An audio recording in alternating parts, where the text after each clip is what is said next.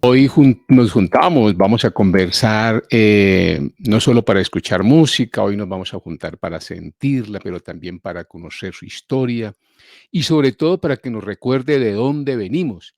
Saludamos también a La Voz de mi Barrio 7, a Urdimbre Radio 100.6 FM, que nos retransmite este programa, y también pues a todas las personas que nos siguen en nuestro canal. Gracias incluso también pues a las emisoras estamos circulando estos contenidos y pues de una u otra forma también estamos llevándole los mensajes de identidad y de historia a las comunidades.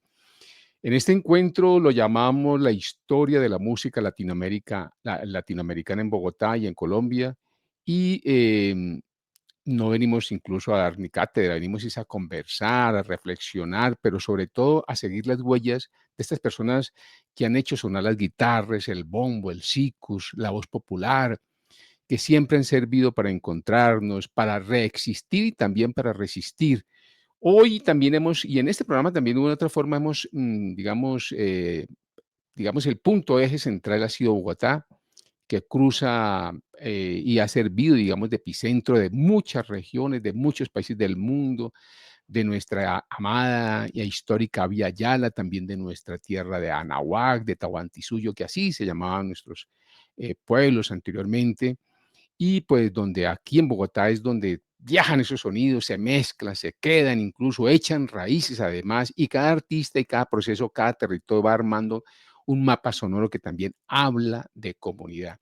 Y hoy justamente nos encontramos con una de esas historias que no se escuchan de paso, sino es una historia que merece ser abrazada, se merece cuidar, reconocer como parte viva de lo que somos y de la memoria cultural que nos pertenece. Entonces, primero darte un abrazote, Ángela Tatiana Naranjo Cetina. Un gusto, de verdad, tenerte hoy acá en nuestro programa y charlar contigo y hablar de esa historia de la música latinoamericana en Bogotá y en Colombia.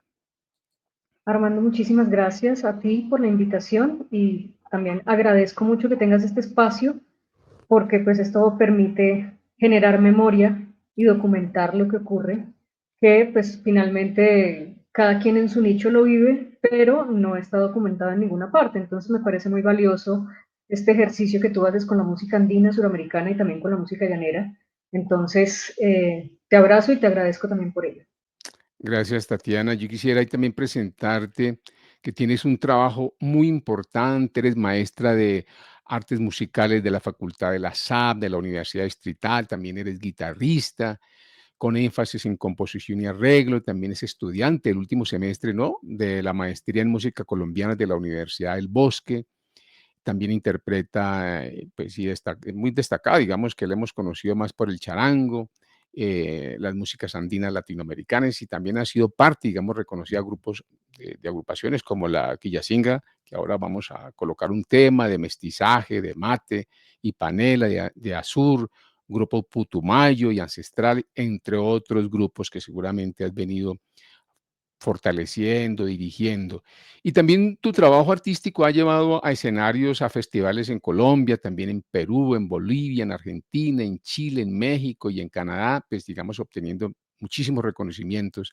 Tatiana, pues primero agradecerte por todo ese trabajo que has venido haciendo, también has venido pues como educadora, ¿no? Y pues clave que podamos nosotros hablar.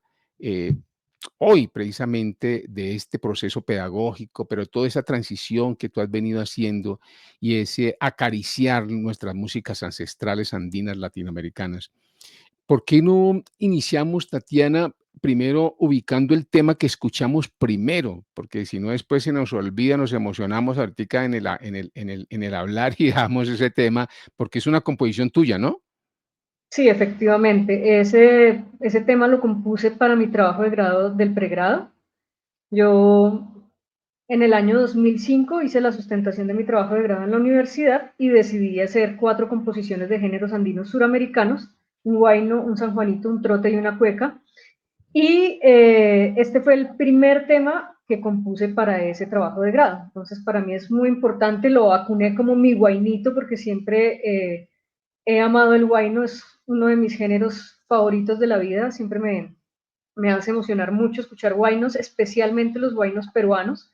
Entonces, este huayno fue un acercamiento hacia estilos de huayno peruano. Tiene un poco de ayacucho, tiene un poco de puno. Entonces, pues el formato original para el que lo compuse fue para charango y el grupo de cuerdas andinas de la SAP, que es como una estudiantina, ¿no? 3 líneas de bandola, 2 líneas de tiple, 2 líneas de guitarra, contrabajo. Y el charango como solista. Sí, qué Pero pues chévere. luego para poderlo tocar más fácil, me tocó hacer una reducción para charango y guitarra, ¿no?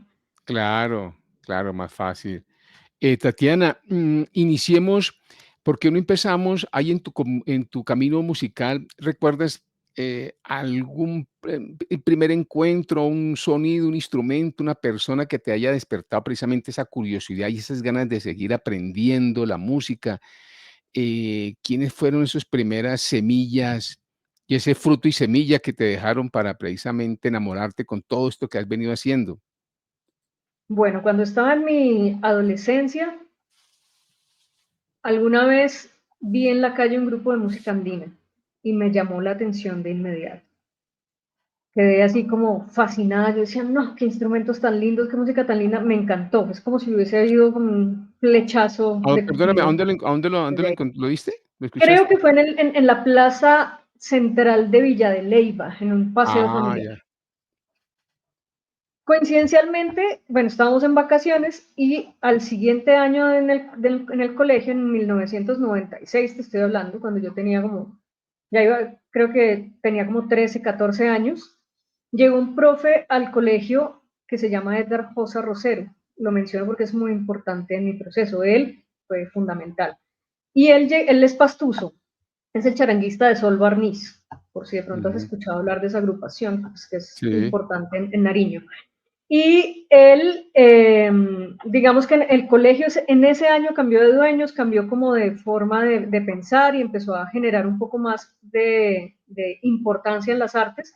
Y yo me acuerdo que ese año nos dijeron, bueno, tienen que escoger entre música, teatro y pintura, pero tienen que pasar por las 3 experiencias antes de escoger. Yo primero me metí en música porque definitivamente era lo que más me llamaba la atención, a pesar de que yo no había tenido mucha experiencia con la música antes de eso, ¿no? Pero eso sí, mi mamá ponía música en la casa, yo me cantaba todas las canciones y creo que siempre fui muy musical sin saberlo. Entonces, yo hice el primero como la experiencia con música, luego con pintura, luego con teatro y definitivamente la música era lo mío. Entonces, en el segundo, como en el último pedacito de ese año, el profe ya nos recibió a los que queríamos música y decidió armar un grupo de música andina. Yo ahí ¿Y en dije, qué yo curso estabas? ¿En tengo qué que curso estar ahí. estabas? ¿Ya Estaba estabas en bachillerato? en octavo, sí. Ah, en octavo. Y Ya. tenía 14 años, en el año 97. Ujú. Entonces, ahí el profe hizo audiciones. Ah, pero es que se me pasó una cosita, y es que el colegio ya tenía un grupo de música andina, pero los que estaban en ese grupo, que también los vi, también quedé fascinada, ya se graduaban, ya estaban en 11. Entonces, por eso fue que el profesor decidió armar una convocatoria para hacer un nuevo grupo andino en el colegio. Y pues yo me presenté y quedé como guitarrista y cantante del grupo. Entonces, Y como de te los que digo, se fue, fueron, ¿hay alguno conocido que pronto por ahí después, no, no? ¿Ninguno? me acuerdo que el que tocaba Quena le decían gato, Ah, pero sí. no me acuerdo de nada más. En realidad no los conocía personalmente, los vi par veces en el colegio tocando y eso me encantó, me llamó muchísimo la atención. Y pues ahí en el grupo andino yo empecé a tocar la guitarra y a cantar, pero siempre tuve mucho interés por todos los instrumentos. Entonces estaba muy pendiente de todo lo que el profe le decía a los de los vientos, de todo lo que el profe le decía a la persona que tocaba charango. Y a final de ese año, después de ahorrar de mis onces, me compré una quena y una zampoña muy sencillitas, pero me las compré para empezar a trabajar por mi cuenta los vientos. ¿Y El a quién le profe nos dio compraste esa Kenneth de Zampoña? ¿Quién era el fabricante? no en la colonial, Ah, en la en la casa de colonia. música La Colonial, por allá en el centro, me acuerdo, en la 10ª. Y, y por eso te digo, muy sencillitos y todo, no eran buenos instrumentos, pues. Pero fue muy importante para mí ese primer momento y que el profe nos pasó un cassette que yo escuchaba todos los santos días. Yo estaba, pues imagínate, con 14 años en la flor de la adolescencia, me apasioné profundamente por la música, entonces todos los santos días, a una hora específica, escuchaba el cassette hasta que lo dañé. Pero entonces sabía todas las canciones, ya me sabía todas las voces principales de todo, tocaba el bombo en mi cama con un cepillo, es decir, era una afición increíble, Y ahí cuando increíble. escuchabas esos audios, ¿de qué grupos eran? Había cosas de Calamarca, de Bolivia, había cosas de raíces andinas, de Pasto, había cosas de los Jarcas, de Iyapu, de Inti Limani, de Nuestra América. Creo que esos eran los grupos que estaban ahí, Y de ningún Proyección de colombiano, Bolivia también. ni ¿Cómo? ningún Nuestra bogotano. América, Ah, ¿Nuestra creo América? que Nuestra América era colombiano, sí. Ah, ya. ¿Y Y bogotano también fue acá? importante, para mí fue muy importante que mi papá un día llegó también a la casa con un CD de Chimizapago. Ah, Y ese CD también, ese ya no era de mi papá, pasó a ser mío. Porque yo era la que lo escuchaba y lo ponía a toda hora también. claro, Chimisapagua, claro que Ujú. sí. Qué bien. Eh, em, digamos, y ahí cómo fue esa transición ya de esa noción de afecto, de, ¿cómo se diría ahí? Que le da a uno ese sarampión por tocar, ¿no? Esa afición, ya para convertirte en un grupo. Ahí, ¿cómo fue ese salto? Porque ya es una decisión un poco más, digamos, arriesgada, ¿no? Porque ya crear un grupo genera otras políticas y otras conductas, otros hábitos. Ahí, ¿cuál fue el primero, el grupo que empiezas tú como a tocar más o menos en serio? ¿Cuál fue Bueno, esa? pues igual el del colegio yo me lo tomaba muy en serio, te Ah, digo. sí. Y cuando el profe no estaba, me dejaba a mí encargada. Ah, bien, ya estabas liderando. Sí, tengo un carácter que sirve para eso. Mis compañeros me hacían caso. Algunos. Y el siguiente grupo con el que estuve fue Quillacinga, justamente. Ah, Yo en el ya. año 98, a mitad de año de ese año, recibí la llamada de Franci Caro. Jimena te habló de ella. Eh, Ella pues era la directora en ese momento del grupo y Froilán Cinti, que me parece un personaje muy importante pues, de la música andina aquí en Bogotá, porque pues él ha sido intérprete, ha sido un luthier muy importante. Cuando yo cumplí 15 años, que fue a final del año 97, mis papás me dieron como regalo un charango. Ah, Y qué ese bien. charango se lo compraron a Froilán Cinti. Gracias a eso, Francia habló con Froilán, porque una persona, una chica del grupo, creo que Julie Perdomo se había salido del grupo, y necesitaban a alguien que entrara a reemplazar, necesitaban un vientista. Pero, pues como a Froilán se le había comprado el charango, él pensaba pues que yo estaba tocando el charango, más que cualquier otra cosa. Y él le dio el teléfono a Franci, Franci me llamó, yo le dije que si necesitaba una vientista, pues yo también tocaba vientos. De hecho, en ese momento de la vida lo que más estaba tocando era quena y guitarra. Y entonces ella me llamó a hacer una audición a mediados del año 98 y entré a Quillacinga. Ujú. O sea Entonces, que pues todas eran un poquito mayores que yo.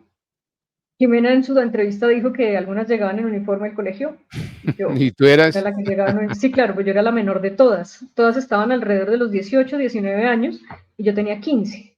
El mm, asunto es que, pues, finalmente, así fueran solo 3 años de diferencia, cuando uno ya se gradúa del colegio ya está en otra etapa de la vida, ¿no? Pues ellas yo ya las veía como mujeres más maduras, mujeres que la mayoría ya estaban o trabajando o estudiando en la universidad, entonces yo era la chiquita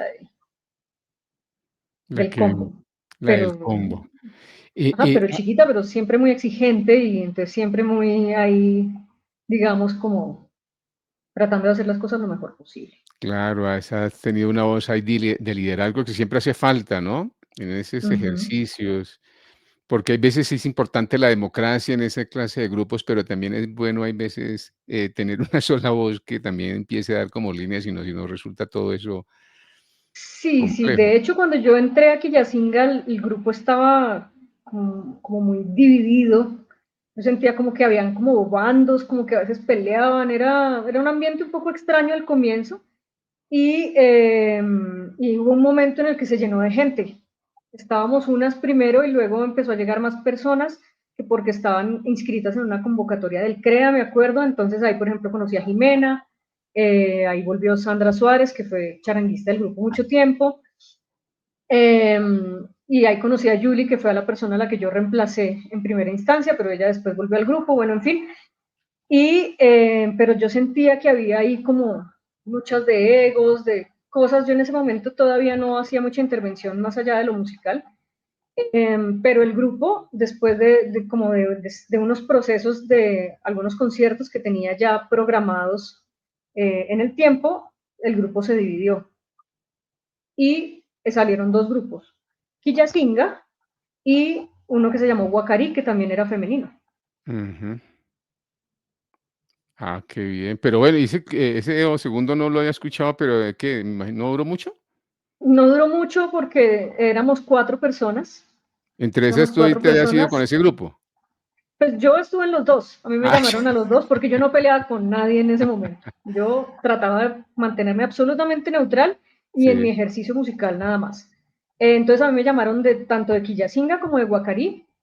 Y pues Guacarí tuvo un trabajo muy chévere, pero pues en esa época pues no quedaba nada documentado. Estoy hablándote del año 99 tal vez.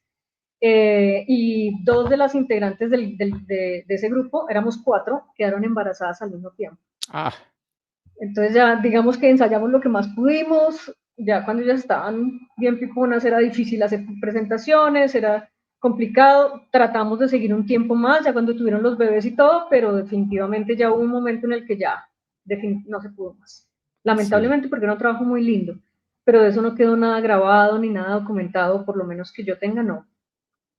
qué falla. Bueno, pues si quieres, hagamos lo siguiente, escuchemos algo de Quillacinga y vamos Ok, después, nos venimos ahora sí para Bogotá, y hagamos una línea de tiempo musical, ahí cómo han sido esos encuentros musicales diversos, bueno, y las experiencias, pero escuchemos un poquito a Quillacinga y recordemos esos tiempos maravillosos.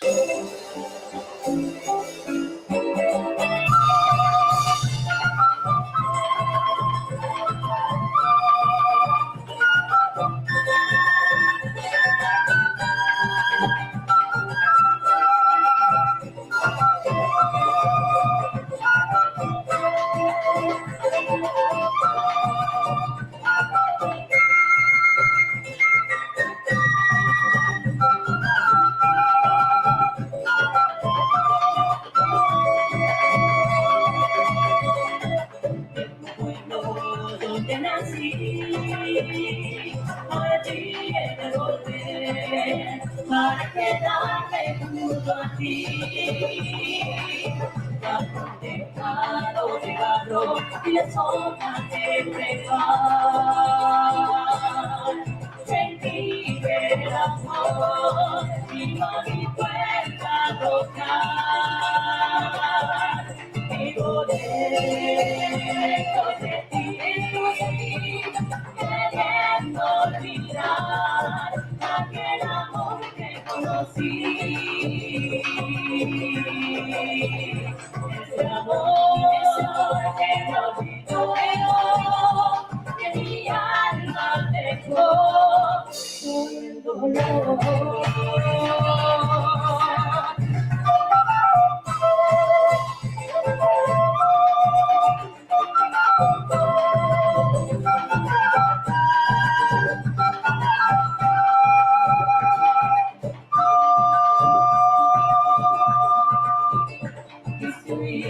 De tu amor, creyendo que el suyo era mejor. Y ahora estoy aquí sin su amor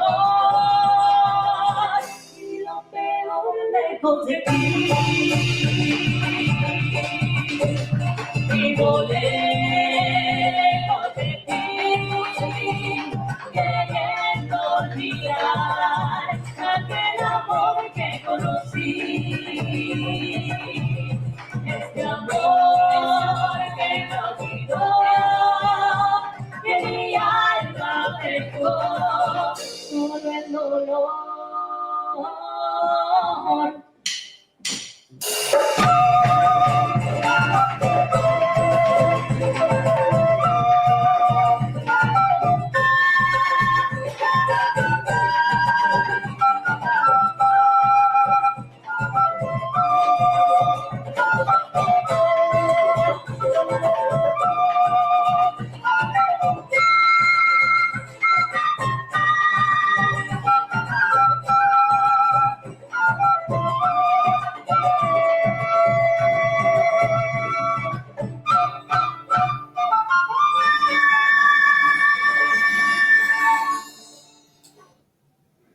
Bueno, Tatiana, una composición de Jimena, ¿no? De ¿Jimena estaba Jimena, tocando ahí sí. los bongos?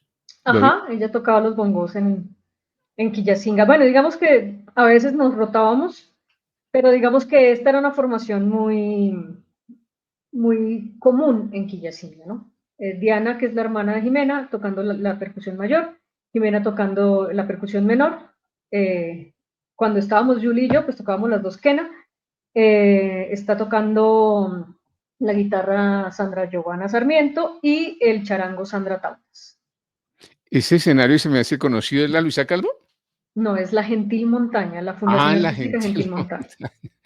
Sí, que Ah, ya no ya. existe, ya esa fundación ya lamentablemente no está. ¿Cuánto hace que no existe esa academia, esa fundación? No sé exactamente, pero pues después de que el maestro Gentil falleció, eso empezó Ah, qué falla. en bajada porque lamentablemente pues ya la cabeza de Sí. él no estaba ahí, ¿no? Entonces no es tan fácil.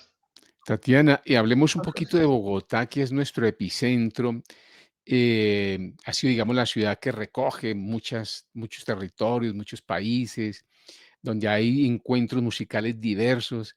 Digamos que tu experiencia, ¿cómo podríamos trazar, digamos, una pequeña línea de tiempo de la música latinoamericana en la capital? ¿Qué grupos podríamos nosotros mencionar, escenas, instrumentos o movimientos que fueron claves en esas distintas épocas y qué los caracterizaba? ¿Cómo podemos ahí empezar más o menos a hacer una pequeña línea de tiempo de estos grupos en Bogotá? Bueno, dentro de lo que yo conozco, igual sé que soy de una generación no tan mayor, porque conozco otros músicos que seguramente tienen una línea de tiempo mucho más clara que yo. Pues para mí pues fue una referencia muy importante Chimisapagua, por ejemplo. Me parece que ellos son pues un referente fundamental para Bogotá en música andina suramericana y también en músicas colombianas, ¿no? Porque también Sí, hacían cosas de chirimía caucana. ajá, Yo me acuerdo mi papá me hablaba de un grupo que se llamaba Génesis, claro, Génesis de Génesis, Colombia. sí, Y pues aunque eran un poco más rockeros, ellos también empezaron a utilizar instrumentos pues, de músicas tradicionales de Colombia y Suramérica, y finalmente eso también le da circulación a las músicas y a la sonoridad de los instrumentos, ¿no? Entonces sé que ellos fueron antes de Chimisapagua, y he escuchado algunas cosas por ahí de Génesis. También para mí fue importante en la época en la que yo recién arranqué y empecé a tocar con Quillacinga. Quillacinga estaba afiliada a una cosa que se llamaba AMA, Asociación de Músicos Andinos. Y en esa asociación de músicos andinos había varios grupos asociados y músicos y luthieres y bueno, en fin. Estaba, por ejemplo, los Icuris, que también me parece un grupo pues, que ha sido importante aquí en Bogotá, pues digamos, con la dirección de Julio Bonilla, que ha hecho un movimiento muy importante pues, digamos, especialmente de tropas de sicuris y música de tropa en general, ¿no? También me parece otro personaje importante, Oscar Molina, que le dicen Suati, que él ha sido un constructor de instrumentos que, que siento yo ha sido también fundamental como para los músicos que hemos estado aquí en Bogotá haciendo pues de las nuestras, porque el luthier también siempre es muy importante para que podamos hacer buena música si tenemos buenos instrumentos, ¿no? Entonces, por ejemplo, Oscar me parece un personaje también muy importante porque él tenía una revista que se llamaba, creo que Orígenes. Entonces ahí él hacía entrevistas, publicaba artículos y hablaba de la música andina aquí en Bogotá. Y pues también había agrupaciones como, por ejemplo, yo recuerdo a los Capari, que también han sido como muy importantes y han dejado mucha descendencia en estos sí, lares, así ellos no sean bogotanos, pues ellos han formado su carrera y su vida artística aquí, y han heredado a sus hijos y a sus nietos las músicas y eso sigue funcionando también como Hualca. También había una agrupación que se llamaba Takizuma. Ellos me acuerdo que tocaban en las calles del centro y vendían sus discos o en los centros comerciales y eso, que tocaba ahí Pedro Daza, que también me parece un personaje que fue muy importante aquí en Bogotá. No sé si él era de acá de Colombia, la verdad, no, nunca supe, pero él tocaba con peruanos, tocaba por ejemplo con Felipe, el charanguista peruano. Me fue ahorita el apellido de Felipe. Bueno, el Cholo le dice, él es ah, de sí, Arequipa, claro, Perú, sí, sí. sí, sí, sí, yo lo conozco, claro. Eh, Ellos tocaban en esa agrupación Takizuma, que también, pues, digamos que era muy reconocida en esos tiempos, y con la Asociación de Música Andina, pues, como que eran festivales y había movimiento. Y esa asociación siento yo que a Quillacinga le ayudó mucho en su momento porque nos permitía estar en varios escenarios que ellos nos organizaban. Había otro grupo que también, pues yo lo admiraba mucho porque me parecía que hacían un trabajo muy chévere, que ellos no eran de acá de Bogotá, sino de Soacha, pero igual pues siempre estaban por acá en los festivales y todo, que era el grupo Tierra Libre. Ujú. No sé si de pronto has escuchado hablar de ellos, que estaba como bajo la dirección de Constantino Josa. A ver qué otro grupo así como de esos tiempos. Ya después empezaron como, bueno, Arcadia también era un grupo interesante, también hacía música andina, eran chicos jóvenes que tenían un nivel chévere para tocar los ¿De instrumentos, Oscar? se lo tomaban muy en serio, el de Oscar Rodríguez, sí. De Ujú. hecho, la cuarta integrante de Guacarí era Adriana Rodríguez, Ah, la ya. hermana de él. Ella tocaba la percusión en ese guacarí, y las otras tres veníamos de Quillacinga, que eran Franci Caro, Liliana Álvarez y yo.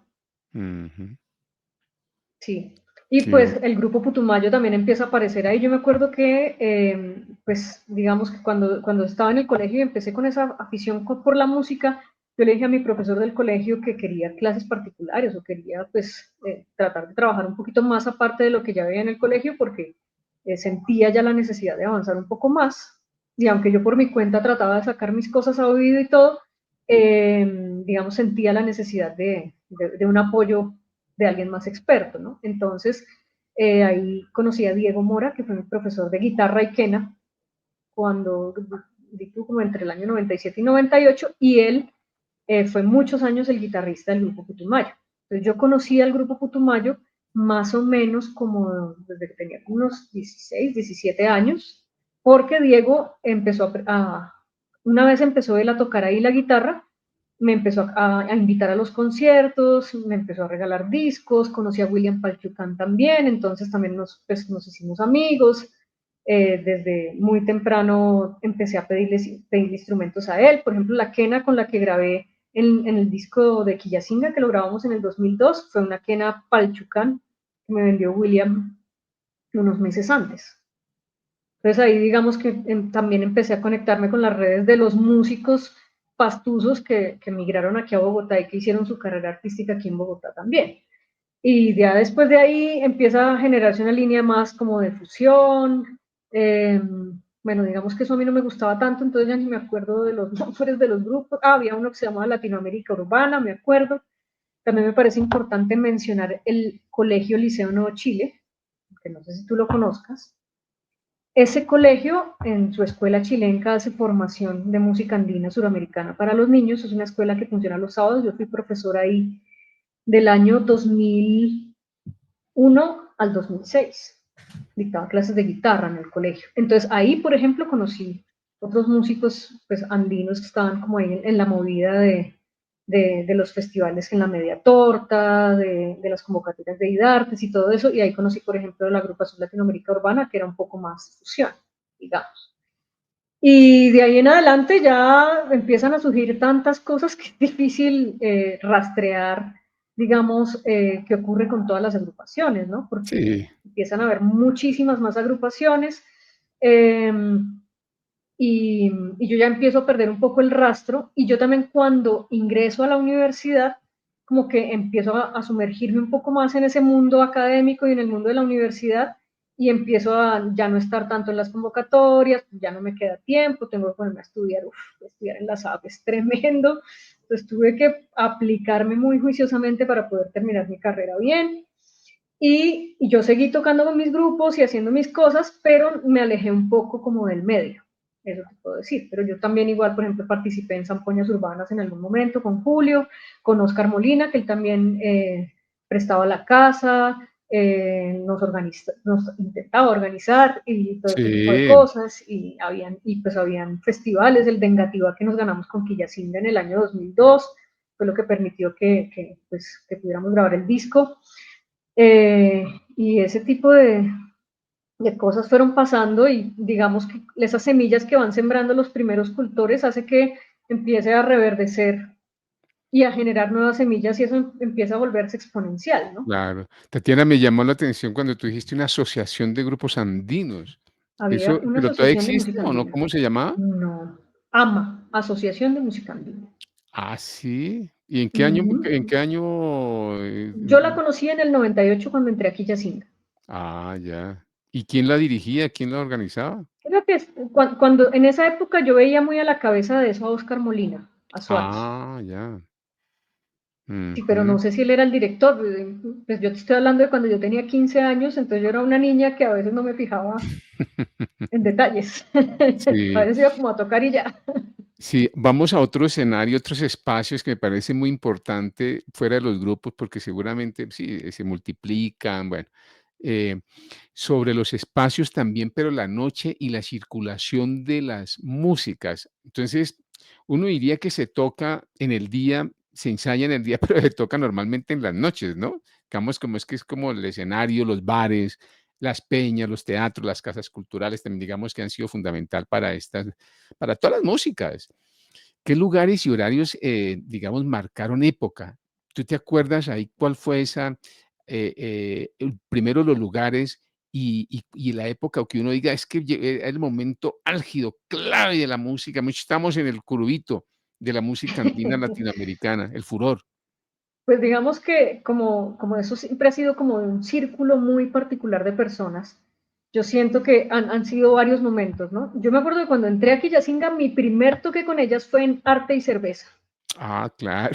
que era un La bar 43, reconocidísimo, ¿no era ajá, 43? de la época, de esa época, estoy hablando del año 98, y me acuerdo que también tuvimos muchos toques en el Bulín, Ujú. que esos dos escenarios creo que ya no existen, si no estoy mal, Sí, creo arte que y cerveza ya no ya no los, existe, sí. ajá, y el Bulín tampoco volví a escuchar nada de él. Y recuerdo esos dos muy en particular de esa época, pero luego, años después, no te podría decir exactamente en qué fecha, empezaron a surgir peñas aquí. Yo me acuerdo había una en la séptima, ay, se me olvidó el nombre, Inti Raimi. Y esa peña era Claro. súper bonita, en la séptima con 57. Ahí yo toqué un montón de veces con muchos grupos y era un lugar bellísimo, en el que Sí. realmente también además tenía una afluencia de público importante, pero pues creo que el dueño se bebió todo lo que se ganó, Ah, porque se acabó muy con chévere. el Yo paso del también tiempo. fui por allá a ese lugar muy chévere. Había una que se llamaba como Pingua, creo, en Kennedy. Esa no era tan popular, pero también existía un espacio en el sur de la ciudad que me parece importante. Luego conocí la Embajada de la Coca En y Candelaria, empezaron ¿no? a... Ajá, en la Candelaria. Y digamos que hay lugares en la Candelaria que han estado como siempre más abiertos a esa variedad pues, de música más tradicional o bohemia o nocturna, como dices tú. Yo recuerdo también que empezaron a surgir otras peñas en otros lugares. Por ejemplo, hay una peña que creo que se llamaba Tinku, que primero estuvo en Kennedy y luego estuvo en el centro, que la dueña era Adriana Rodríguez. Ah, sí, claro. Y esa peña también fue muy fuerte. Yo me acuerdo que quedaba como en un sótano ahí en Como la en la octava. 22, como con, Ajá, sí, uno abajito de la con octava. séptima. Ah, Ajá, sí, exacto. claro. Esa peña también me parece que fue como muy importante. Y bueno, ahora ya pues de las que quedan está Alpamanda y últimamente digamos que con el tema de la nueva era y de las músicas medicinas se han abierto otros espacios como Ambiguasi, hay una que es de una boliviana que se llama, me Guara. olvidé el nombre de la peña, pero la señora se llama Guara también, Liliana. ¿no? ¿De Lilia? Ajá, de Lilian, sí. Ella, por Sí. ejemplo, también tiene su espacio. Y pues son espacios que tienen un público muy particular, pero que me parece pues, que hacen que haya circulación de nuestras músicas. Porque Sí. finalmente, pues digamos que en teatros y en escenarios así que haya constantemente música andina suramericana, no. Ha pasado pues los conciertos que organizamos nosotros mismos, ¿no? Por ejemplo, Putumayo ha tocado pues en el Teatro Chapinero, en el Champañat, en el Jorge Eliezer, en el Colón y todo, pero es porque o hemos organizado nosotros o porque nos han invitado a pues algún evento especial de comunidades indígenas o de música andina suramericana. Sí. ¿Y medios de comunicación hay qué? Emisoras que uno diga, mire, están aquí circulando nuestra música, apalancando, La verdad, entrevistas, ahí yo nunca me he metido mucho. La única revista, la que te digo, la de Oscar la de Oscar. Molina, que yo creo que él no la volvió a sacar. Yo me acuerdo Sí. que yo me enteré de la existencia de esa revista fue porque él a mí una vez me pidió pues hacerme una entrevista. Y entonces él me regaló esa edición de la revista, yo tengo ahí guardado el artículo. A mí alguna vez me entrevistaron también en una revista de Dora Rojas, Dora Corita Rojas, que es una bandolista, también pues, hablando específicamente del charango, pero en radio, en televisión, digamos que eso es algo como que pasa muy ocasionalmente, ¿no? También he estado en entrevistas de radio, por ahí, digamos, en la Universidad Distrital, en los programas que da la UD. También por ahí estuve hace poco en una entrevista en La Javeriana, en un programa que se Bueno, llama Una ya ahí guitarra te mil cayó un poquito mundos. más, ¿no? En la Ajá. UNAM también Y ya. en la Universidad Nacional, la maestra Sofía Elena Sánchez también una vez me hizo una entrevista, Colombia, Travesías, no me acuerdo cómo se llama el programa, pero ella, por ejemplo, tiene un programa de músicas regionales colombianas que me parece muy chévere y ella me entrevistó ahí también cuando lancé mi disco Quirquincho de Tatiana, ¿tú por qué Colores. crees que esa música no se le dio en esa época o en sí, difusión, circulación? ¿Qué puede haber sucedido? ¿Tú cómo analizas esa, esa mirada de la no fortaleza y circulación de estas músicas? ¿Por qué No, crees tú? digamos que yo siento que todo está muy desde lo comercial, primero que todo, pero es algo muy de mi opinión, ¿no? No creo que esa sea la verdad absoluta, solo es lo que observo desde mi actividad. Siento yo que la música andina aquí en Colombia no es comercial. A partir de ese fenómeno que hubo de como del vallenato pop y de que empezó a ser como la música más tropical y de la costa, más representativa de nuestro país a nivel internacional, siento yo que la música andina colombiana y por tanto todo lo que se le parezca eh, empezó a bajar un poco respecto a esa difusión, pero pues eso pasó hace muchísimos años, ¿no? Y también siento que ha habido mucha represión frente a todo lo que es indígena, todo lo que es campesino. Siempre desde la conquista y la colonia eso Racismo. se ha considerado menos, se ha por debajeado y eso también hace que mucha gente todavía se crea blanca y entonces crea que esa música no es digna de ser escuchada o de ser circulada. Pero como en todo en la vida, todos seguimos conviviendo, así seamos blancos, negros, mestizos, lo que sea, indios, lo que sea, y finalmente pues es una música de un nicho muy particular. Y siento yo que a pesar de que no tienen la circulación que podrían tener géneros que son mucho más comerciales, igual sigue viviendo y se ha expandido en nichos que no son tan reconocidos por su masividad, pero existe todavía y se sigue expandiendo. Entonces yo siento que tampoco es tan terriblemente grave y que se está muriendo, no. Siento yo que vive y vive fuerte y hay unos, digamos, unos círculos de personas que siguen esta música de una manera muy fiel. Y yo lo digo por mi experiencia con Putumayo, porque cuando nosotros tocamos es impresionante a veces cómo se llenan los lugares y cómo la gente enloquece. ¿Putumayo Sí. está radicado en Bogotá? Sí, nosotros estamos aquí en Bogotá. O si Ah, no, yo bueno. no podría estar en Putumayo. No, pues pronto uno no sabe así como llegan los mexicanos, vienen y ya tienen los músicos acá en Bogotá, pero ellos vienen y ya saben cuáles son los músicos. Y ven tú, ven tú, Ah, ven ya. tú. No, nosotros estamos radicados en Bogotá. Digamos que hay Ah, algunos qué de los integrantes del grupo que sí viajan en ciertas épocas del año, pero el grupo está radicado aquí en Bogotá desde hace muchísimos años. qué bien. Pasemos a otro escenario que me parece también clave. Yo estaba hablando contigo también y con Jimena sobre la participación de las mujeres. Sabemos que esto es un medio eh, históricamente ha sido desde pues que nos empezaron a todo este proceso de alienación y de genocidio y epistemicidio, ha sido históricamente machista, jerárquico, clasista, excluyente. ¿Cómo ha sido, digamos, la participación de las mujeres en estos grupos y en estas escenas musicales? Porque ya empieza la noche también. ¿Qué roles, digamos, se ocuparon y qué resistencias enfrentaron precisamente frente a todo lo que estábamos ahí comentando? ¿Y cuáles han sido los aportes, digamos, fundamentales que no han sido más bien reconocidos, digamos, que han hecho ustedes, pero no han sido reconocidos, no se han visibilizado? Ahí cómo podemos hablar un poquito de esa participación de la mujer. Bueno, pues digamos que no solo pasa en la música andina suramericana, yo veo que hay en general y especialmente hace más tiempo, digamos, por ejemplo, cuando yo empecé, había muy poca participación de la mujer en la música en general, no solo en la música andina. Igual, en la música andina efectivamente hay machismo y con Quillacinga lo vivimos efectivamente, pero siento yo, esto lo digo muy desde mi experiencia personal, que con el paso del tiempo, cuando uno se mantiene y cuando uno es juicioso y hace las cosas bien, a la final en algún punto empiezan a reconocer.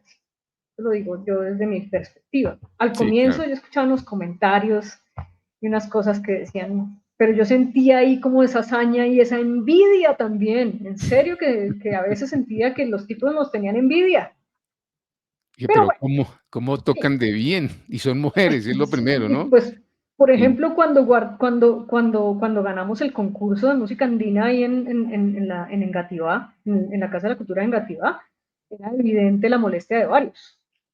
Pero nosotras ganamos limpiamente, hicimos un trabajo lo mejor pues, que pudimos hacer en ese momento y efectivamente no lo merecíamos. Y eso a la final pues genera rasquiña a muchos seguramente, pero a la final ese reconocimiento después va generando otros frutos y en la constancia, en la perseverancia, por lo menos en mi caso personal, ha hecho que yo ya no vuelva a escuchar ese tipo de comentarios. Ya Ah, en estos tiempos, ya después de casi 30 años de ejercicio con la música, siento que me respetan y que me valoran, hombres y mujeres. Entonces sí, ya no es una lucha para mí. Pero al comienzo sí fue un poquito complicado. Entonces yo siento que las mujeres, si nos lo proponemos y hacemos las cosas bien y de manera constante, juiciosa, ahí podemos tener nuestro lugar y aportamos desde nuestras particularidades, ¿no? Desde nuestra sí, sensibilidad, desde nuestro nivel de detalle, desde, desde lo que cada quien puede dar como ser humano también, porque a la final las mujeres no somos tan diferentes de los hombres. Y de hecho, entre nosotras somos diferentes entre sí, es decir, somos seres humanos todos igual y todos podemos aportar si pues, finalmente nos lo proponemos. Yo, la verdad, cuando me hacían comentarios de tipo machista, siempre los olvidé, como que los hice a un lado y yo seguía en lo sí. mío. Y yo tenía la convicción clara de lo que quería hacer y lo hice. Entonces, pues en la universidad y todo, imagínate, yo en la universidad, cuando, cuando ingresamos, siempre en las siempre hay 35 cupos para primer semestre, ¿no? Ingresamos 5 mujeres y 30 hombres. Ujú. En quinto semestre ya estaba yo sola, con todos los hombres. Entonces yo siempre Sí. me he manejado en espacios así, pero nunca me he amilanado para nada. Y Ujú. siento que esa, como esa persistencia sin resistencia, porque yo no es que, digamos, haya sentido que haya tenido que luchar, Sí, no. Simplemente desde la convicción de lo que quería hacer y siendo constante, pues siento que pude ganarme el respeto y el reconocimiento de la gente que estaba a mi alrededor, como mujer. sí. Sí, sido muy difícil, sí, eso hablamos con Jimena también, eso. Y lo que tú dices, es un problema estructural además, ¿no? No es una Ujú. cultura ahí media, sino es un sistema estrictamente, jerárquico que ha subalternizado a la mujer y que la mujer de una u otra forma, pues, ya incluso no ha pedido permiso, ¿no? Hay que entrar y va de una vez generando la propuesta sin estar, haciendo venias y permisos, y ya hay que entrar un poco fuerte, y eso me parece muy bien. Y creo que, digamos, necesitamos esas voces, ¿no? Y estas memorias, porque ustedes son relativamente, o yo no sé, eso habla con Jimena, ustedes son el primer grupo de música latinoamericana, digamos que uno podría decir que en Colombia y en Bogotá, Bogotá y Yo, Colombia. por lo menos en Bogotá, sí estoy segura de que sí fuimos las primeras. En Colombia no sé si de pronto en Nariño hubo Sí, de pronto en algún Nariño, intento exacto. antes, no tengo ni O idea. grupos mixtos, sí. Sí, o grupos mixtos, pero digamos que en esos grupos mixtos que existían antes yo siempre veía a la mujer haciendo el bombo y cantando. Ajá, No la dejaban tocar charango, no la dejaban tocar quena, en fin. Que por sí. ejemplo, yo soy la única mujer en Putumayo en este momento, pero tengo ahí un puesto Bien importante, ganado. siento yo. Ujú. Y a mí me tratan por igual. Es decir, yo no me siento de ninguna manera tratada de especial, ni porque sea mujer, entonces que me traten más delicadito, no, ni tampoco me Y se te paga menosprecian. No. igual. Y se me paga igual. Sí. Hay de que no. Te digo que eso yo no lo permitiría.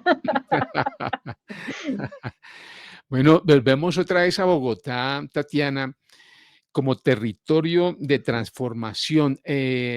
Tú, digamos, al ver y ver que toda esta música, las músicas que han llegado a llegar a una ciudad como esta, una metrópoli, Bogotá con miles de sonidos, de velocidades, ¿de qué manera estas raíces musicales, digamos, latinoamericanas se han fortalecido, se han resignificado, se han mezclado con otras expresiones y qué se gana y qué se pierde en este proceso. Ahí tú como qué análisis haces frente a eso, frente a Bogotá, con todo Bueno, esto. Bogotá, como tú dices, es algo totalmente cosmopolita, con inmensas posibilidades en todo sentido, y para gustos los colores también. Es decir, tienes tantas posibilidades que siento yo que estas músicas, o por lo menos como lo asumo yo, lo asumo por mero gusto y mera convicción. A mí me enamoraron las músicas andinas, los géneros andinos suramericanos, y yo me quedé ahí súper enamorada, apasionada, y hasta ahora todavía sigo sintiendo ese amor y esa pasión, como si fuera un matrimonio desde que tenía 14 años, imagínate. Pero entonces lo que yo observo en la gente que consume esta música es que pueden haber diversas razones por las cuales la escuchan. Entonces puede ser, por ejemplo, porque sienten que les mueven sus raíces, que les recuerdan a sus ancestros, hay otros que por la espiritualidad, por el mensaje, pueden haber diversas razones por las cuales la gente se acerca a esta música y eso permite que la música siga viva, ¿no? Y también existen las personas que ven la música como una pantalla para mostrarse ante el mundo o para ganar dinero o para decir, bueno, es decir, hay muchas posibilidades de expresión desde la música, ¿no? Sí, Entonces, yo siento que las personas que aman la música tal como es, entonces, pues tratan de hacerla tal cual como la escuchan. Yo, digamos que me incluyo en ese grupo.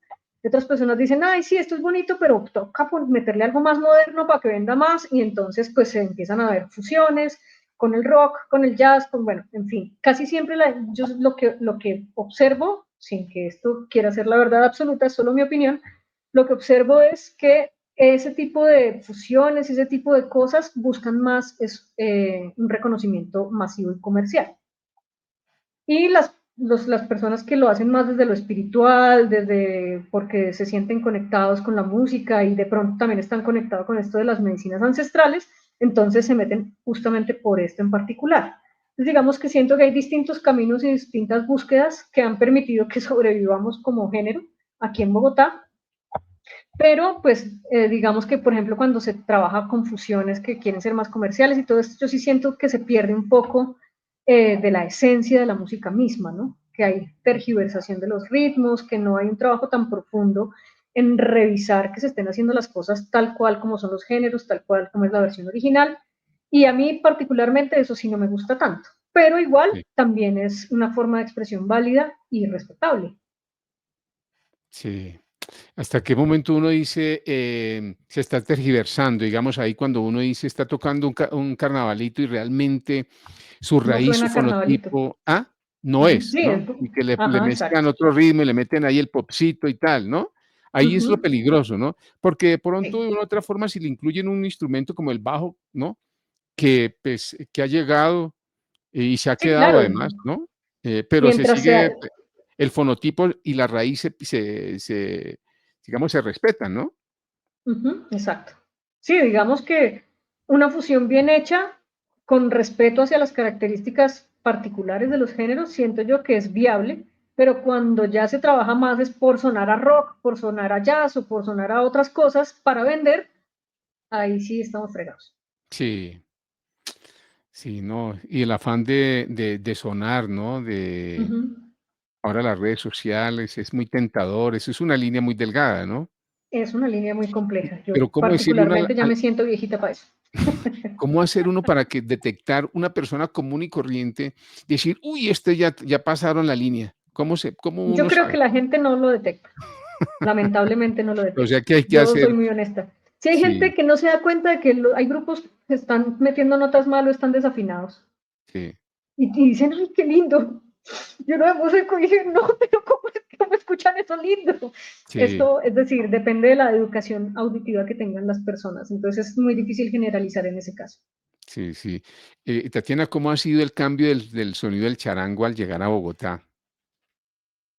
Pues la verdad es que el charango tiene tantas sonoridades que siento yo que al llegar acá o por lo menos esa ha sido mi experiencia particular, como a mí me gusta mucho el repertorio boliviano, pero también el peruano, que tiene una sonoridad diferente, lo argentino, lo chileno. Al llegar acá siento que se mezcla todo y empieza a generarse pues una sonoridad más colombiana, entre comillas, ¿no?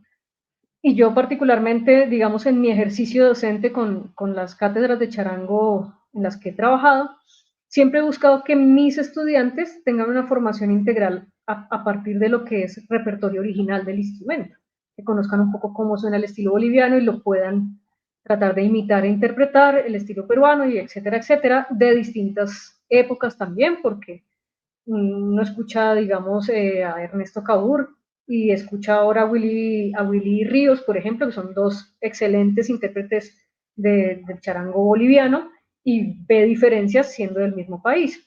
Sí. Han pasado muchas cosas, entonces es muy difícil, digamos, decir cambios concretos y específicos porque todo se ha ido mezclando y siento yo que a la final suena aquí, o por lo menos siento yo mi charango suena un poco a Latinoamérica. No podemos hablar de cosas absolutas en la música. La música, así como el ser humano se transforma, pues finalmente la música es otra forma de expresión del lenguaje del ser humano, también se va a transformar en cada intérprete, así sea sutilmente. Entonces es muy Sí. difícil decir esto es así, absolutamente así, es muy complejo, pero hablando desde lo sutil, ¿no? Hablando desde lo grueso, desde la generalidad, en este momento de la vida hay como muchas formas de investigar si Ujú. las cosas se están haciendo bien o no, porque la información está por todas partes. Si uno quiere tocar un guayno boliviano, ya puede buscar en YouTube y va a encontrar guaynos bolivianos tocados por Sabia Andina, guaynos bolivianos tocados por los Jarcas, en fin, infinidad de posibilidades, y entonces ya uno toma decisiones a partir de una fuente concreta. Sí, Y ahí sí claro. puede decir, vea, estoy tocando esto porque el grupo Sabia Andina lo tocaba así. Sí. Yo tengo acá un tema, no sé si, dice Allá haya Runa. sí, lo escuchamos un momentico y nos vamos de una Bueno, vez sí, para claro. otra parte, que es precisamente cómo fue para ti traducir, digamos, el instrumento, un instrumento que es, ancestral, de tradición oral, a lo académico. Ahí sí que nos metemos un poquito sobre esa parte ahí, disfrutemos. Si quiere, preséntalo, Tatiana, me favor. Claro que sí. Bueno, esto es un San Juanito que compuso Alberto Mera, un músico nariñense, para la Orquesta de Instrumentos Andinos de Pasto. Y con Ancestral, que era un grupo que primero se fundó con solo nariñenses, después llamaron ahí el director de Ancestral, que era Camilo Portilla.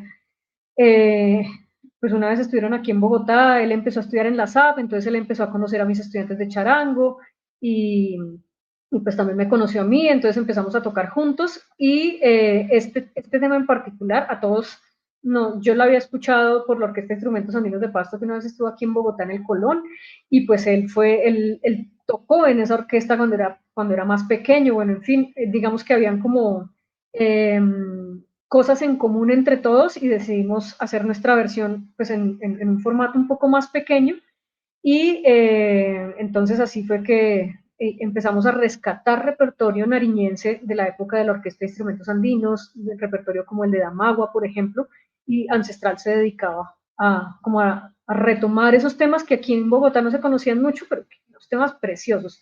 Entonces, esta grabación la hicimos en el estudio de Árbol Naranja y ahí estamos entonces, pues sabemos tres, casi todos somos de la SAP en ese grupo, pero esas dos personas que están saliendo ahorita en pantalla son Mateo Páez, que es guitarrista, egresado de la SAP, y Cristian Cruz, que también es egresado de la SAP, uno de mis estudiantes de charango.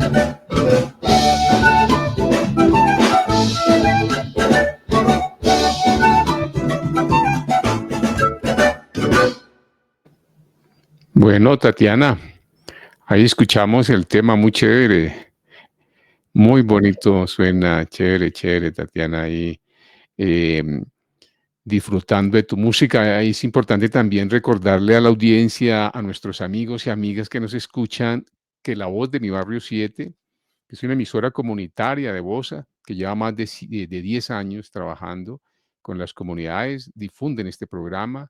Está también Urdimbre Radio 100.6 FM también, que es una emisora de Boyacá, con un alcance importantísimo, muy amigo y muy cercano a la música andina latinoamericana, y también muy cercano a Julio Bonilla, Mario Bonilla, y también nos difunden estos programas. Y bueno, y también invitando para que a las personas también se unan a este canal, para seguir difundiendo, circulando estos encuentros, estas conversas que nos permiten también recordar, pero también dignificar y también visibilizar los trabajos que se han venido haciendo, porque si los medios masivos no lo hacen, pues nos toca a las personas que estamos en las comunidades empezar también a jalonar nosotros mismos, nosotras mismas, ¿cierto? Este trabajo. Nadie lo va a hacer por nosotros. Entonces, pues nos toca ahí también arroparnos. Tatiana, vamos a otra parte que lo que yo te estaba diciendo, cómo fue, digamos, traducir un instrumento que ha sido conocido históricamente por los pueblos de Bolivia, de, bueno, los pueblos ancestrales, de tradición oral, ya pasarlo a lenguajes académicos, ya a partitura, a la escritura musical, a generar unos análisis mucho más exhaustivos y a también hacer unos ensambles más formales. Ahí, ¿cómo es esa transición y cómo nace primero esa iniciativa, Tatiana? Bueno, yo te cuento que yo empecé tocando primero guitarra, ¿no? Entonces, digamos que desde esa aproximación a la guitarra, primero yo arranqué con la música andina suramericana, pues, con lo que yo sacaba por mi cuenta y con lo que Diego Mora me enseñaba, fue mi profesor particular, pero luego pues en la SAP, cuando ya me presenté al pregrado, pues a mí me hubiese encantado poder estudiar quena, porque la quena era mi instrumento favorito en esa época y era lo que yo más tocaba en los grupos. Entonces, pues como quena no existía, yo ya tocaba guitarra y pues para el examen de admisión se requiere ya tener ciertas habilidades desarrolladas y cierto repertorio también montado. Entonces, por eso es que yo decido presentarme a guitarra clásica.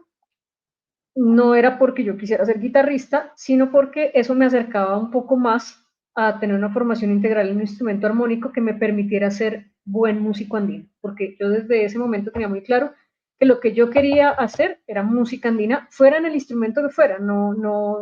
Para mí no era tan importante tener un instrumento principal porque definitivamente me encantaba poder ser multiinstrumentista.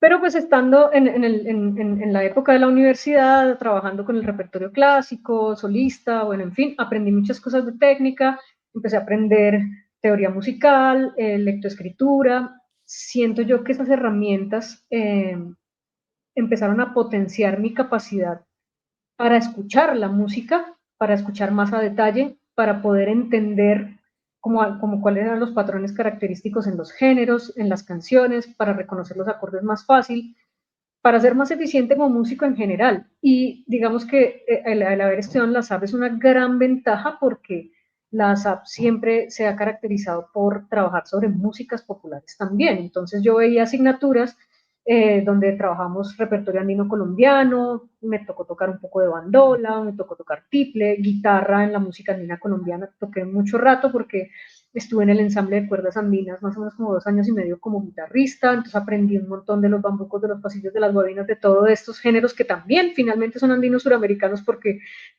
también pertenecemos a Suramérica, ¿no? Entonces también tuve la posibilidad de tocar cuatro, de tocar bandola llanera, de tocar maracas, de hacer las cantadas de los lecos en los gabanes y en los pajarillos. Es decir, eso en la SAP es muy chévere porque de alguna manera naturalizan el hecho de empezar a involucrar las músicas de tradición oral con el lenguaje musical, porque pues finalmente la teoría, la gramática, la lectoescritura musical es simplemente una herramienta para llegar a las músicas leyendo o escribiendo, ¿no? Yo lo veo de esa manera, como que la música es un lenguaje y cuando nosotros aprendemos nuestra lengua madre, primero la aprendemos por reproducción y porque escuchamos, escuchamos, escuchamos y nuestros papás dicen, diga mamá, diga papá, etcétera, como por reproducción.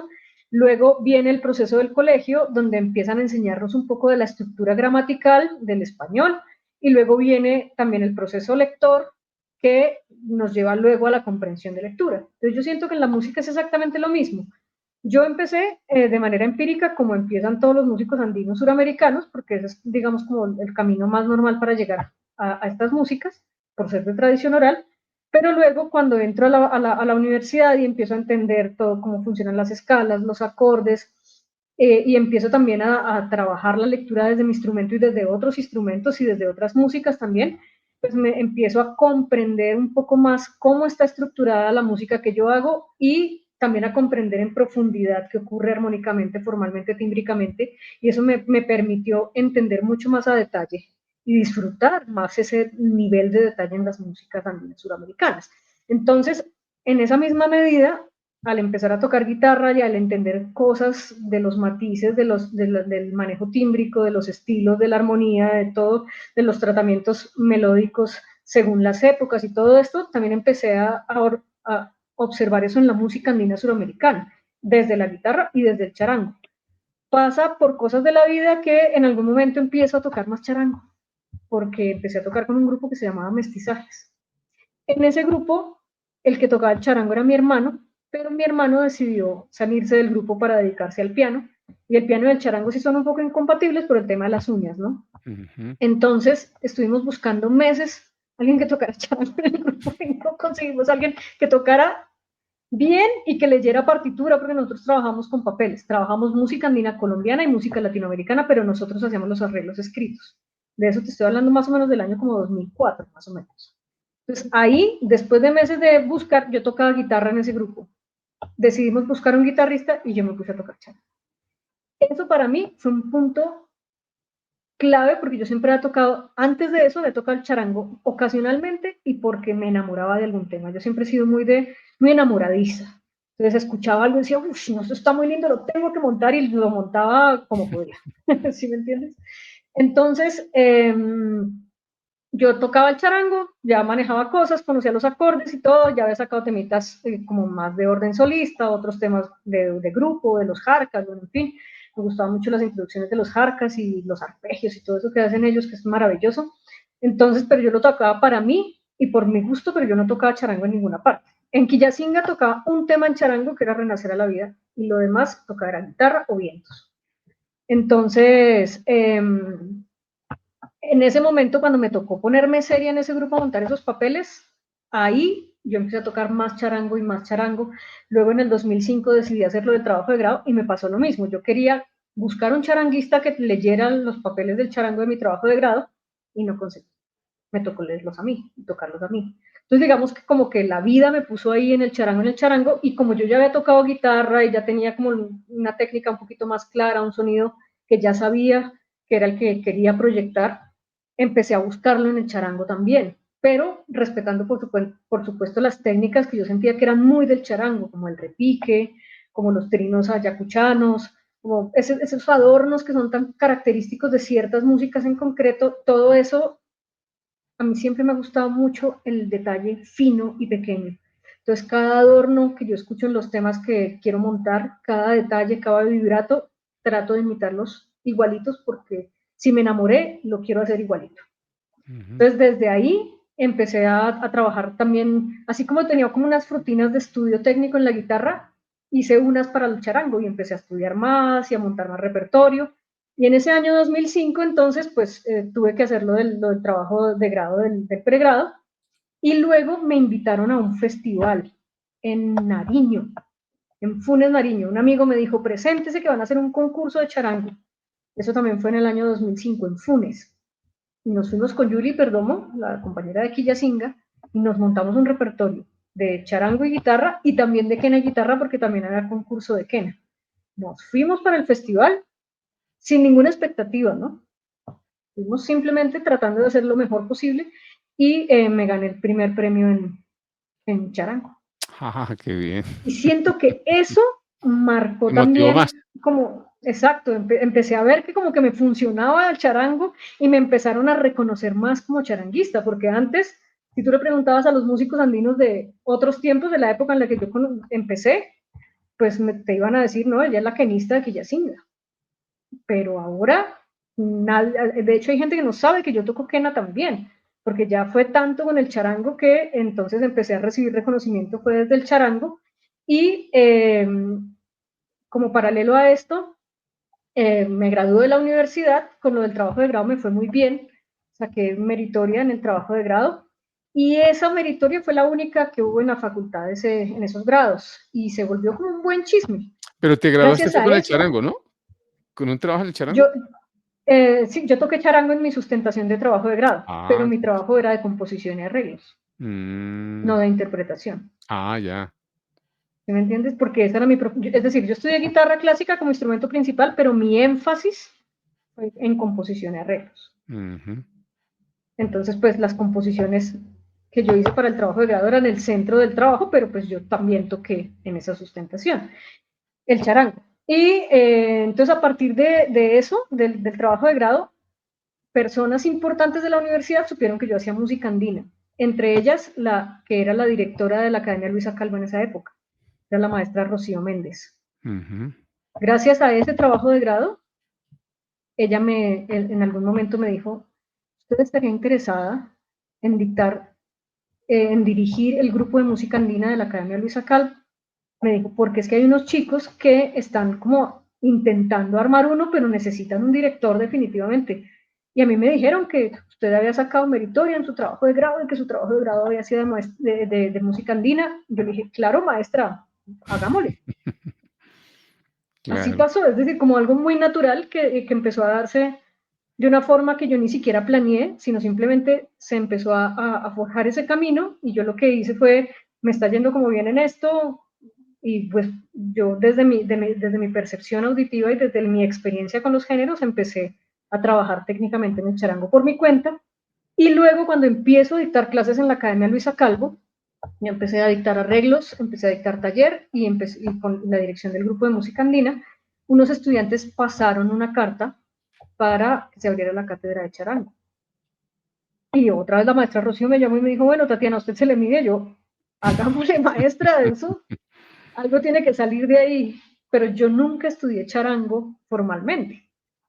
Todo lo que digamos, yo trabajé en el charango fue por mi propia cuenta, a partir de todo lo que había aprendido de la guitarra clásica en la carrera, pero también de todo lo que vi de los diapasones tradicionales en la universidad, porque me tocó tocar bandola, tiple, cuatro, bandola llanera, y desde esas tradiciones también uno aprende cosas, ¿no? Claro. Que son además instrumentos como primitos y hermanitos, entonces hay muchas cosas que son parecidas y que se pueden compartir entre instrumentos. Sí. O sea que se abolió también la cátedra en la SAP, Primero fue en la Calvo, que en eso la fue en el año Calvo. 2000, en el año 2007, segundo semestre. Yo trabajé ahí en la Calvo juiciosa con los chicos. Empecé también como desde de esa necesidad de organizar algo para que ellos fueran aprendiendo progresivamente, pues entonces empecé a diseñar un programa, a buscar materiales. Siempre trabajamos desde lo sonoro, pero desde lo sonoro principalmente, porque pues es como lo más común en el charango, y también empecé a buscar métodos, partituras, lo que hubiera. No hay tanto material escrito, o en esa época había menos todavía, pero poco a poco se ha ido generando material para también tener la herramienta de la lectura, porque eso no es más que una herramienta. Eh, Recuerdo que en 2009 yo viajé a Lima, porque, bueno, en 2008 me invitaron a un festival en Cusco. Y en ese festival yo conocí a unos artistas que se llaman el Trío Los Cholos y quedé fascinada con la música de ellos. Si no los has escuchado, te los No, recomiendo, Los Cholos, son maravillosos. Y verlos en vivo es que definitivamente la emoción de ver la música en vivo es otra, ¿no? Los sí, vi en vivo, claro. no, me hicieron parar los pelos, llorar y de todo, me encantó. Yo dije, yo tengo que conocer un poco más de esta música peruana. Al siguiente año me fui a vivir a Lima. Ah, sí. Ah, sí, me fui a vivir, estuve en Lima 4 meses. Pues en ese festival en Cusco conocí a este trío y conocí a una musicóloga peruana que en paz descanse, que es Chalena Vázquez, y con ellos me conecté para poder estudiar en el segundo semestre del 2009 en el Centro de Música y Danza de la Universidad Católica. Entonces estudié charango con Ricardo García, que es del trío Los Cholos, y con Juanco Barreto, con dos estilos diferentes de charango. Juanco, con él trabajé más el charango de la parte de la zona sur del Perú, del lago Titicaca y como más lo del chillador puneño. Y con Ricardo sí trabajamos diversos repertorios de varias partes andinas del Perú. También trabajé en clases de guitarra con un maestro que se llama Percy Bravo. Trabajé en repertorio exclusivamente peruano de guitarra solista andina. Eso fue muy chévere también. Y trabajé también clases de quena con Eugenio Yactaguamán. Entonces yo me fui esos 4 meses, es decir, me retiré de todos mis trabajos esos 4 meses y me puse a estudiar música peruana Qué muy chévere. juiciosa, pero juiciosísima, así. Toqué y toqué y toqué en muchos escenarios, me llevé el tiple y toqué cosas en tiple, también toqué bambucos, pasillos, bueno, en fin. Y luego regresé y ya otra vez pues, retomé mi trabajo en la Calvo. Y justo, mira, yo llegué el 16 de diciembre del 2009 aquí a Bogotá. Y al otro día me llamó la maestra Gloria Millán, que es una gran maestra a la que le tengo todo el cariño y la gratitud, que fue maestra mía de formación auditiva en la SAP. Ella me llamó y me dijo, Tatianita, están necesitando profesores de formación auditiva en la SAP, ¿por qué no te presentas a la convocatoria? Y yo me presenté a esa convocatoria y empecé a trabajar en la SAP en el año 2010. Y Pero estás en como ese momento, profesora, claro. ajá, exacto, como Qué profesora chévere. de formación auditiva, que es una asignatura específicamente de gramática y lectoescritura musical y teoría, que me Ujú. encanta. Eh, y entonces empecé ahí, pero apenas llegué, ya empezaron a decirme, maestra, pero ¿por qué no hace un ensamble de música andina? Y un estudiante empezó a pasar cartas para a ver si se abría la cátedra de charango. Entonces, como a finales del 2011 o en el 2012, empezó la cátedra de charango en la SAP, pero a mí me tocó diseñar, por supuesto, un programa de 10 semestres. Lo que yo hice fue pedirle a la coordinación del proyecto curricular que me mandara el programa de cuatro, el programa de tiple, el programa de bandola, leer todos esos sílabos y a partir de esas lógicas armar el sílabo de charango. Qué maravilla, Tatiana. Ya vamos llegando a nuestro final de nuestro encuentro. Pues agradecerte muchísimo, Tatiana, pero Una de las preguntas también hay, ¿qué desafíos tienen las nuevas generaciones en este aprendizaje de un charango que uno sabe que es orgánico, que es del mundo ancestral, y ahora con la parte académica para que no se vuelva rígido? Ahí hay como unos desafíos profesor y estudiantes, ¿ahí qué podríamos decir frente a esas dinámicas? Yo en particular observo, después de haber tenido un montón de estudiantes con diversos tipos de capacidades, es que el charango es muy diverso, ¿no? No se puede hablar de un solo charango, porque hay muchas expresiones que surgen a través de él y muchas tradiciones que se pueden también expresar a través de él, porque no es igual el charango peruano al charango boliviano, así los dos, en los dos países se haya dado de manera muy ancestral, ¿no? Entonces, lo que yo le digo a mis estudiantes es, si tú te vas a meter a tocar tal tema, tiene que sonar como está en la en la grabación o en lo que estamos tomando como referencia, que siempre nuestro documento principal es la versión en audio.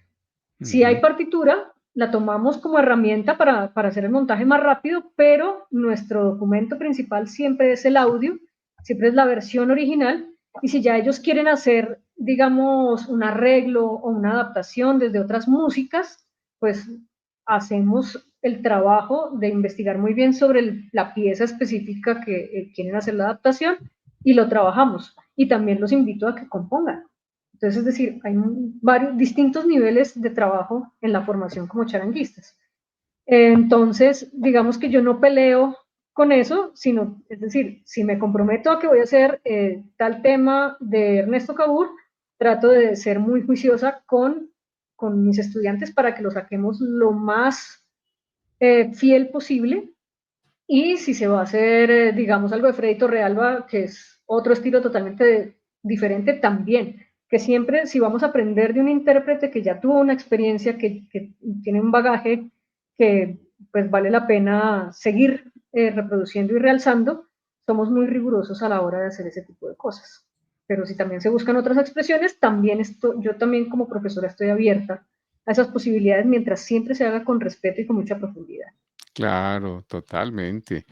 Bueno, pues seguramente nos quedan muchas preguntas, muchas cosas que decir sobre Bogotá, sobre su sonoridad, sobre ese recoger todos esos instrumentos ancestrales y volverlos y llegar a la academia, ¿no? Darle otro tratamiento. Uno diría que de pronto uno pediría políticas culturales, pues, que protejan un poco los instrumentos, estos procesos sociales. ¿Tú qué dirías ahí frente a eso ya como para terminar, Tatiana? Bueno, yo siento que en este último gobierno ha surgido un poco más de apoyo. Lo he visto desde digamos, algunos eventos en los que hemos estado con Putumayo. Siento yo que el presidente actual tiene más en cuenta esa diversidad cultural que tenemos, el respeto por nuestras culturas indígenas y se han generado un poco más de eventos alrededor del Ministerio de Cultura, de IDARTES, y siento yo que si se sigue por ese camino, pues ese tipo de cosas va multiplicando la circulación. Pues ojalá que eso siga pasando, pero pues yo siento que esas políticas van a depender de quién esté en el poder. Y si Yo creo pues que nos no queda el que apoye eso, pues nos toca a nosotros movernos por nuestra cuenta, porque es que no sí, queda más. De la queja no ganamos nada. sí. Eso pasó con el vallenato, pusieron presidente y el vallenato se disparó. Uh -huh. Así es, entonces pues finalmente eso depende de quién esté ahí al frente y de Sí, si lo dejan mover, ¿no? Pero finalmente, por encima de las políticas y lo que sea, es muy importante que nosotros seamos los difusores de nuestro propio trabajo y sí, que también lo hagamos desde la convicción de hacerlo con la mejor calidad posible. Eso exacto, para sí. mí es fundamental. Totalmente. Tatiana, pues agradecerte, hemos llegado pues a nuestro cierre del encuentro y agradecerte pues de corazón también a ti, a La Voz de mi Barrio 7, a Ordimbre Radio 100.6 FM. Afortunadamente ellos sostienen, digamos, estos espacios, pues que también la memoria, que siga caminando. Gracias también a quienes nos escuchan, a quienes hacen parte de este pequeño encuentro, de estas conversas para reflexionar, para generar más identidad por nuestros pueblos. Un agradecimiento también a ti, Tatiana. Te iba a decir Ángela, pero definitivamente ya me quedo con Tatiana también, por compartir no solo Gracias. por tu saber musical, sino por tu mirada sensible, por estar tan comprometida no solo con los territorios nuestros, sino con toda nuestra vía Yala, con todo ese Anahuá, con todo ese Tahuantinsuyo que ha sido nuestras regiones originarias y los nombres originarios de nuestros pueblos, por mantener esa tradición, por tener esos caminos de la música que pues, de una u otra forma también es la forma de hacer paz, hacer comunidad y hacer colectivo. Entonces, que estas conversas sigan sembrando preguntas, vínculos y futuros posibles, donde la música contiene cientos de puentes y raíces y horizontes para seguir compartiendo. Te invito, Tatiana, para que nos cierre este programa, para que nos presente la última canción y te enviamos un abrazote muy fraterno por todo ese trabajo que estás haciendo. Muchas gracias, Armando, y yo también agradezco profundamente pues, que me des la oportunidad de contar un poco de mi historia, que seguramente ha tocado vidas de varias otras personas y que ha sembrado semillas que seguramente seguirán floreciendo y creciendo exponencialmente. Y gracias porque tú permites que estos espacios sigan viviendo, gracias a las emisoras que te apoyan. Y pues, por supuesto, yo apenas salga el programa lo compartiré para que más personas también se enteren de este espacio que me parece tremendamente valioso. El tema que vamos a escuchar se llama Somos Amazonía, Somos Verdad, del grupo Putumayo.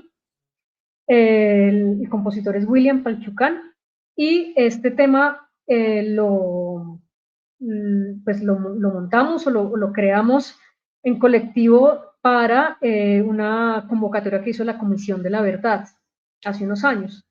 Entonces, este fue el tema ganador en reconocimiento a la importancia de nuestra Amazonía colombiana. Entonces, somos Amazonía, somos verdad. Yang, Yetzkataitang, Mamang, Chikawutaman, Kawung Besoy, Smog Subuhanyan, Chikaba, Kanye Sakanka, Wisot Benyan, Hazle Pai, Dios Pagrach.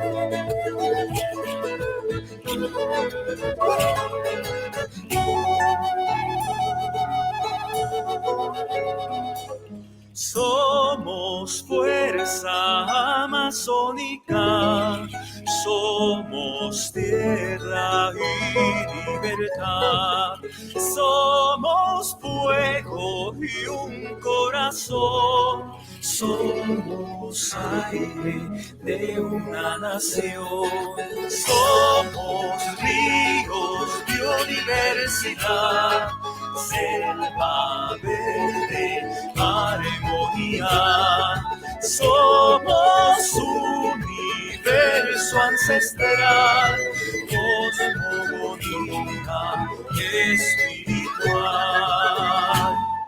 Somos el pulmón del mundo, somos voz territorial, pueblos ancestrales cantando verdad. El jaguar y la conda resguardando vida están, plantas medicina espiritual. Desde la Paporis, Miriti Paraná, Putumal del Caquetá, Sibundoy, Puré, Matipure, Jiriji, Chiribiquete. Nuestra Amazonía profunda anhela la paz. Somos Colombia, espíritu ancestral.